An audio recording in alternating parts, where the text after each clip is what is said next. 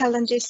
So I'm really honored to give the floor to Mr. Fabrizio Zarcone, who is World Bank Country Manager for Bulgaria, the Czech Republic and Slovakia.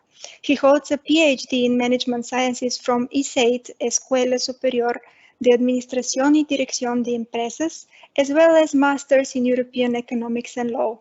Before coming to Bulgaria in August 2018, he served as World Bank Country Manager for Costa Rica and El Salvador. Fabrizio Zarcone has almost 20 years of experience working in development.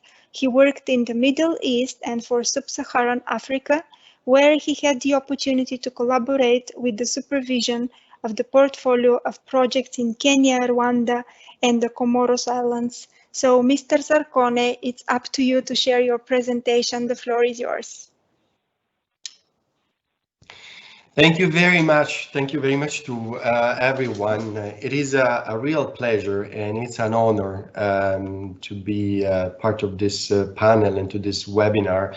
I want to thank personally Professor Georgiev, because in addition to his daily stuff, he has also found time to do and to organize these exciting activities and to host them within the Sofia University. To congratulate him for this anniversary, and we wish him and the University of Sofia many more anniversaries like this.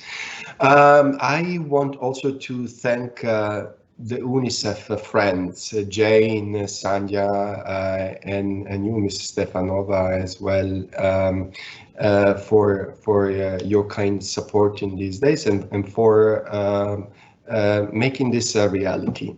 So in the interest of time, I will start very quickly and I will share my presentation. So let me know if this works properly.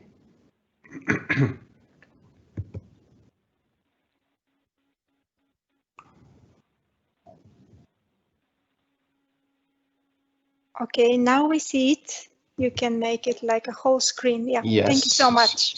So everything's perfect. It's clear, perfect. So I thought so. The title was in itself was challenging because what is the response? Is there a right response on the economic challenges we are facing nowadays due to the pandemic, and how we do it in a responsible way?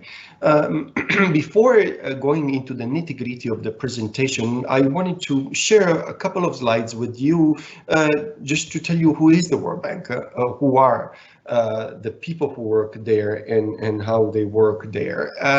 The image you see here, which I used to say where all starts, is an image of the Mount Washington Hotel in Bretton Woods in New Hampshire. This was the place where the United Nations Monetary and Financial Conference created in 1944 the World Bank and the IMF as its sister institution. The World Bank, as it was called as well, International Bank for Reconstruction and Development, the name itself was saying the reason why, the reason of its existence. It was to promote reconstructions and development after the Second World War in Europe, particularly. And the International Monetary Fund became the guardian of the monetary stability across the world. So having said that, many years have passed, more than 70, and nowadays we can see from this other slide, who are we? What is our mission? The senior management of the bank a few years ago came up with a very sharp definition or what our goals are, and they define them twin goals because they are equally important and they are developed by the bank in collaboration with partners countries at the same time. One is to end extreme poverty and measured as the share or as the reduction of the share of the global population that lives in extreme poverty to 3%, and this by 2030. This was, until a few weeks ago, it seemed to be a goal attainable. We are going backward a lot because of the crisis, and we'll have to reset our goals and our objectives in future months and weeks. The other one is linked, the other objective is linked to equality, to the issue of equality, and which we call shared prosperity, and which we measure through the income of the poorest 40% of people by through the policies that countries apply with the support of the bank. The increase in the income of the poorest 40% is what we hope we are going to reach. You see, what you see down are the 5 elements of the World Bank Group, the 5 institutions that through the time have been created. The first one I did mention to you is the International Bank for Reconstruction and Development, to which belong all country, client country of the bank with a GNI, with a GNI that is higher than $1,175. For the countries whose GNI is below, they do belong to the International Development Association. These are the poorest countries in the world, and most of the World Bank financing, more than 60%, actually comes under the shape of grants and under concessional financing. The third institution, the International Financial Corporation, is the private sector arm of the World Bank Group and deals directly with private sector, with firms and enterprises, from the biggest ones to the smallest. The other 2 are the Investment Guarantee Agency, to which countries can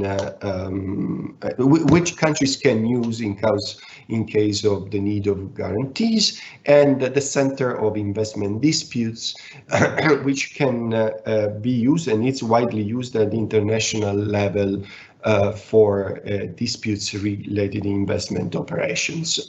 So this is in a nutshell what we are, and we are currently the world's largest source of funding and knowledge, particularly for the poorest countries of the world. I wanted to do this small introduction to then move quickly to the challenges and to the issue of today.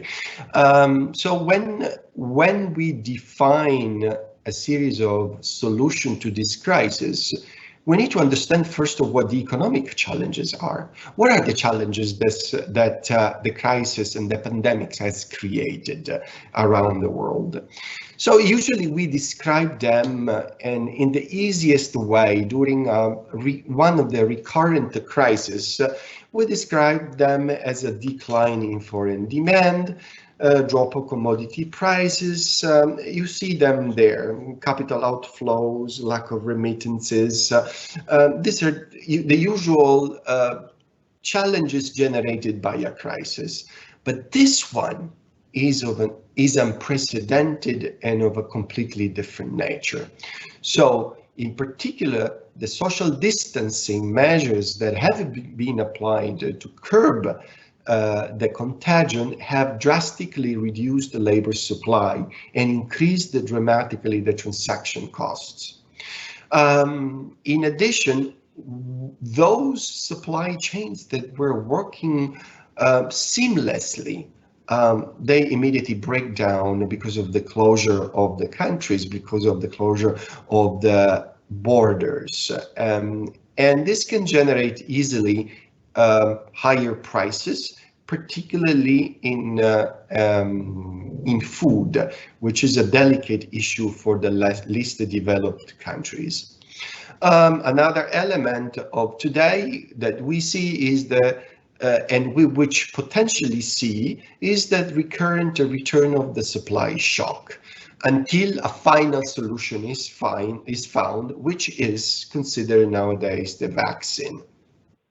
Again, the consequences of all this we start seeing across the world: bankruptcies, widespread unemployment and underemployment, and in general a depressed investment climate. Where is the concern at the World Bank? Is not these things per se, but this is going to generate widespread poverty across the world and long-term loss of human capital. So once we do know what these economic consequences are, how do we try to, I wish I could say to solve them, but to tackle them at least? The ones you see here is a framework that has been created a couple of months ago by the bank, which should guide the bank in its policy advice to member countries. And it contains several elements, from its core, done by the human capital and the firms, but also to the services sector, to the communities, and to the macroeconomic environment, and so on and so forth. For the sake of this presentation, and we need to focus really on the core of them, on the two most important ones. And I am referring to the human capital. How do we protect human capital? How do we protect firms? Because firms are going to give jobs to people and salary and support their livelihood. So if we focus for a moment to the human capital, we at the bank, we agreed that there are three key elements we need to look at. First of all, how we protect lives and livelihoods. In Bulgaria, it doesn't seem so tough, but there are countries where the crisis and the pandemics affect life of people, of children. People lose their lives, they lose their properties, their opportunities, they lose everything. So adequate social protection mechanisms are key, are of paramount importance to support these people.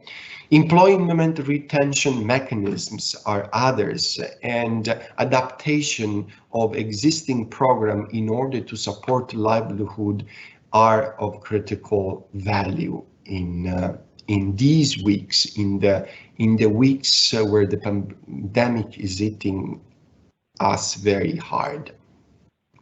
Another key component in protecting human capital is health and education. These are two fundamental rights of people, and every policy, every project, every program that wishes to address the learning of students, the right to education, and protecting health of people is of fundamental importance. So then governments work on plans for closing and reopening of schools, on safety and hygiene, on online learning, as we are experiencing in countries like Bulgaria and across Europe. The third one is how to ensure essential services. We're talking about electricity, water. These are basic services that nowadays in our countries we consider as a given. Well, the depth of the crisis can disrupt the provision of these basic services. So having opportunity to strengthen the delivery of the services is another element by which we protect human capital. And here, the last element that you see in this column is also the basic delivery through digital services. And this is extremely important for sophisticated countries like Bulgaria and across Europe. Nowadays, more than ever, we realize how important is the delivery of services through the digital infrastructure. And we need to boost it and we need to strengthen it in order to protect human capital. This is a more of a general framework. I want to highlight some of the things that could be done in Bulgaria and potentially with the World Bank support. While there is a strong social protection system in place, this system in Bulgaria doesn't address key vulnerabilities. And I am talking about the need of strengthening several areas, but the three more important ones I would consider the coverage of the poor and vulnerable households, which needs to be expanded. It doesn't cover the most of them. Number two, the generosity of these measures. These measures need to be increased. And number three, the enrollment and payment mechanisms that need to be strengthened. It's just through these mechanisms, most of them digital nowadays, that we reach people in time. When we provide financial resources, basic money, very often for people who are living in serious difficulties. If we reach them in time, they will survive the crisis. Otherwise, they don't, both people and firms. Similar measures could be taken in the health sector, strengthening the health sector. Bulgaria is searching for a reform of its health sector since many years. Well, isn't this the great opportunity to give a big push to it? Nowadays, we see that more than 200 doctors are affected by the COVID and resulted positive. Well, there was scarcity of doctors before the crisis. There is even more scarcity of doctors nowadays. So an important reform that allows us to retain doctors in Bulgaria would be an essential thing to develop, and so on and so forth. Support to essential services like the water sector, which needs an important modernization, and the same would apply to the education sector, giving a boost not only to children opportunities to learn, but also to higher education. So these are a bit elements to give you an idea what the World Bank could do jointly with the government of Bulgaria. And this is on the area that I highlighted as protecting human capital. If we go to the other core element of that framework, we said earlier, and you see it here. The other one is the firms, is in the enterprises, is the private sector. How do we protect the private sector from the crisis? So let me go here to this slide, which is quite dense, I must confess, but it's easy to go through. You see two columns in a way. What is this? This is the way, it represents the ways we can support firms, enterprises during the crisis, when the crisis hits the hardest. The second column contains measures that can be put in place to support their recovery and to return the firms to the pre-crisis level of production and employment. So if we go to the short-term measures that if we listen to these words, rapid, transparent, and time-bound, this is a responsible investment. This is responsible investment of a government towards its private sector. So the first one, maintaining access to finance, can be done through different measures. It could be support from state-owned enterprises to the private sector, or through the central banks or other financial institutions. They could extend the loan repayment schedule, for example. But we could talk about partial credit guarantees, export financing, credit insurance. There are many ways to maintain the access to finance. In a similar fashion, the ability to postpone tax obligations would allow firms and enterprises, small and medium enterprise, to breathe for a moment. The other opportunity is to keep lights on for businesses. What we are talking about, what is keep lights on?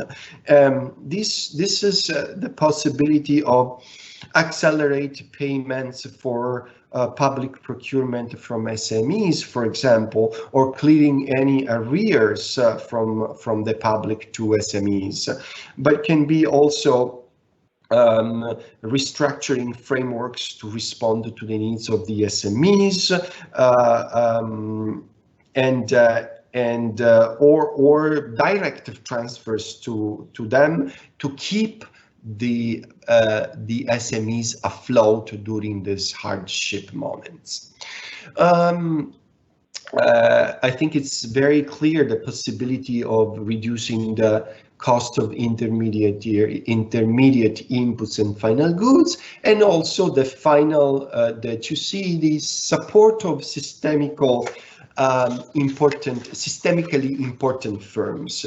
What are we talking here? What does it mean? Well, there are sectors in the economy of a country that have a significant input-output linkages. These are the core sector that keeps employment and growth of a country. Well, we need to focus on these enterprises. And this is very important because the size is not enough. They need to be systemically important. They need to be the ones that ensure large employment to the population. Because big enough, we have seen a lot of them. And sometimes they are not systemically important, and they often belong to friends of the government, and they request some time with lack of transparency, huge amounts of financial resources.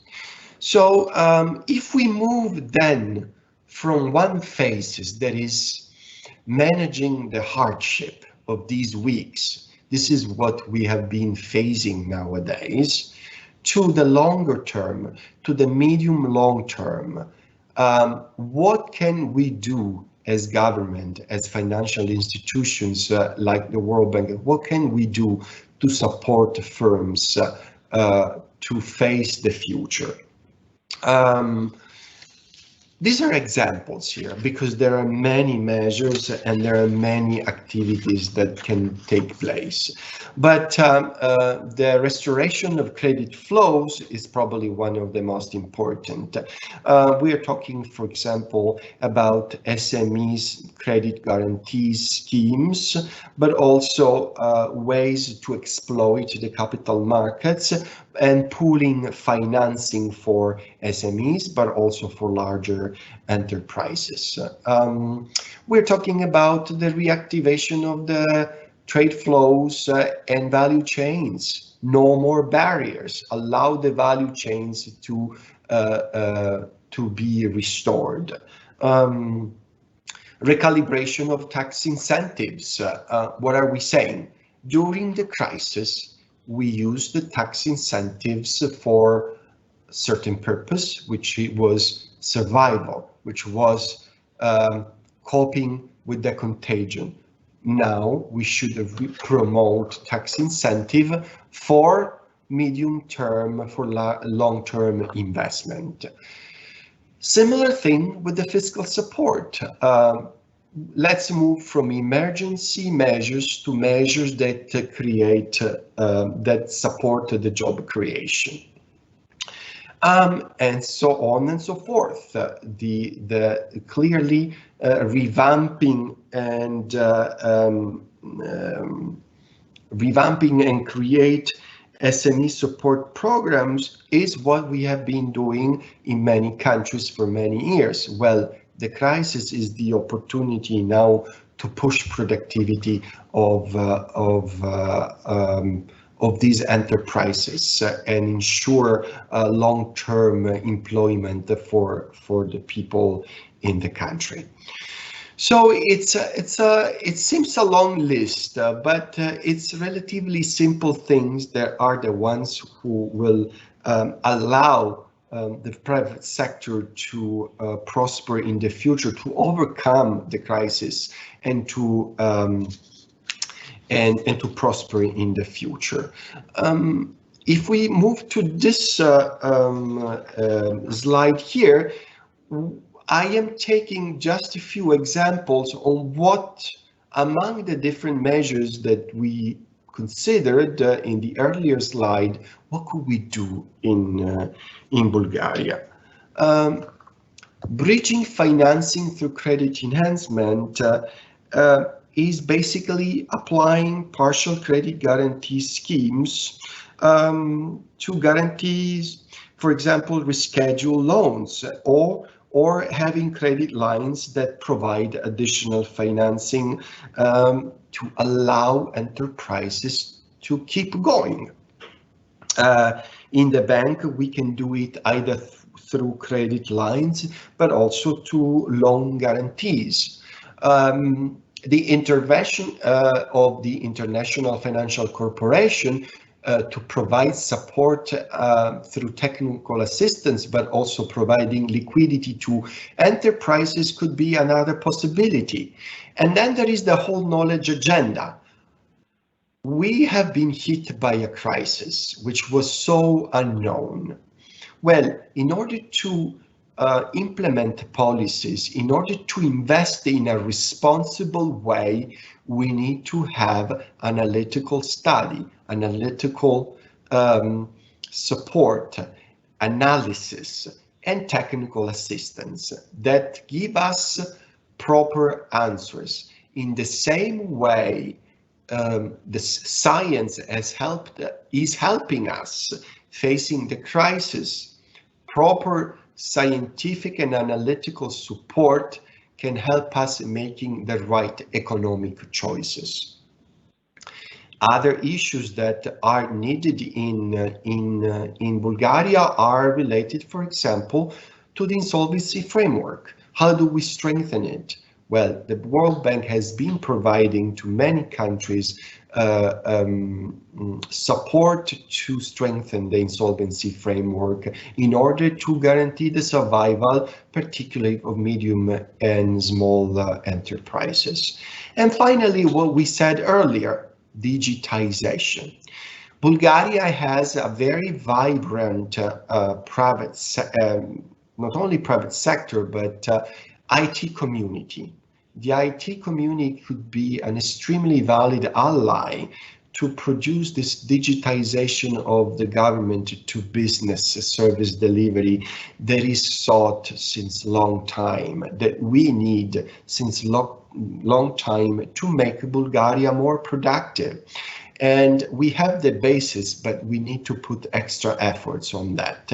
And the World Bank could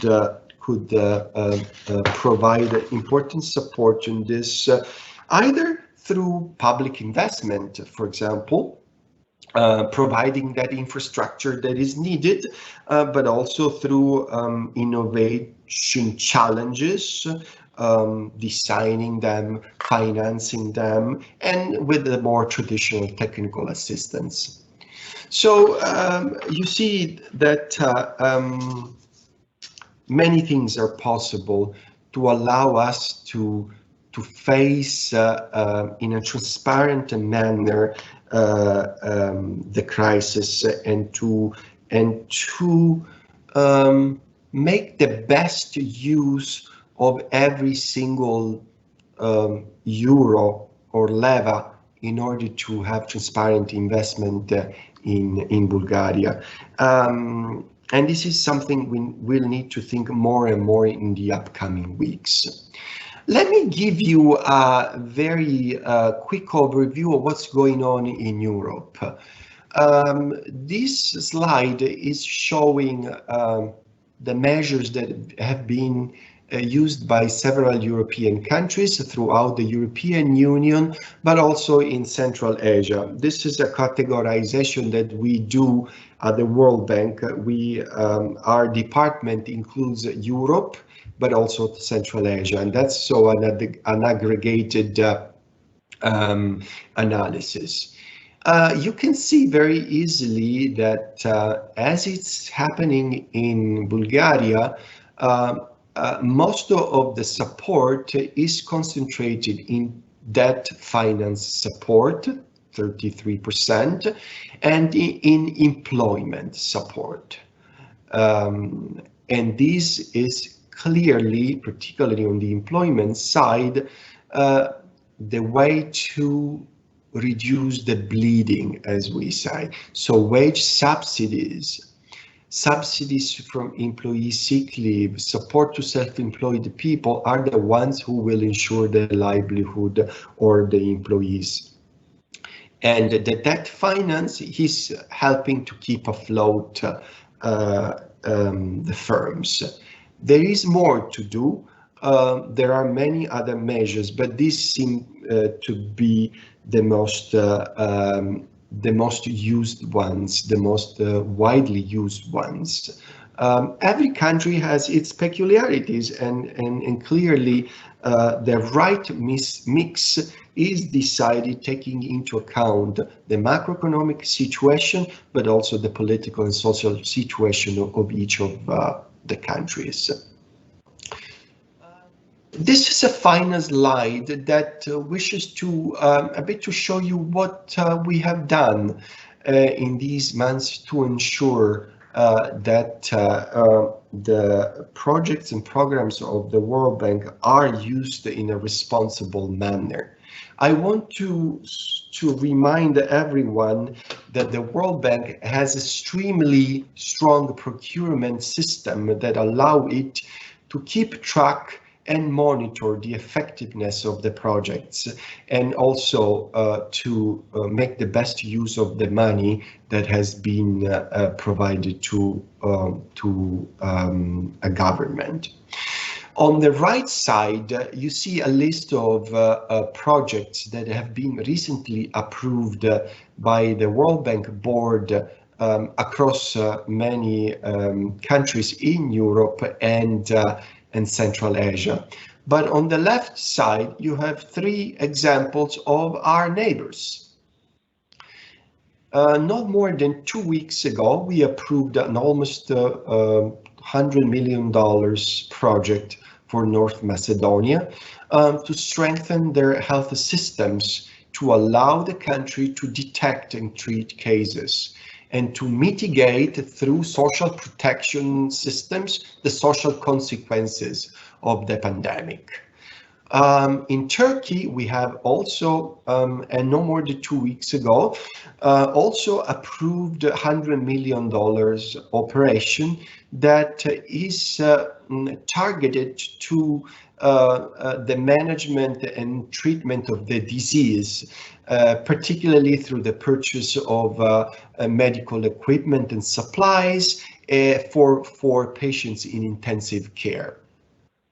Something that is about to come is in Serbia. It's in our pipeline and it's expected to be approved very soon. It's $100 million operation that again is very much focused on the treatment of the disease and different modalities to limit the transmission and allows also infrastructures like laboratory equipment and systems that can support the immediate detection of the cases, the tracing and the reporting. So these are the examples of how we are facing the crisis today. The World Bank is actively in a dialogue with several countries now how to plan the future. What are the measures? What are the projects? What are the objectives we have to push for a speedy recovery of each of the European countries, and including our dear Bulgaria. So I will stop here. I look forward to your questions, if any. I'll be very happy to respond to them and post them with the support of the Sofia University. Thank you very much again. It was a real pleasure to be able to share these ideas with you, and I look forward to many more opportunities. Thanks again.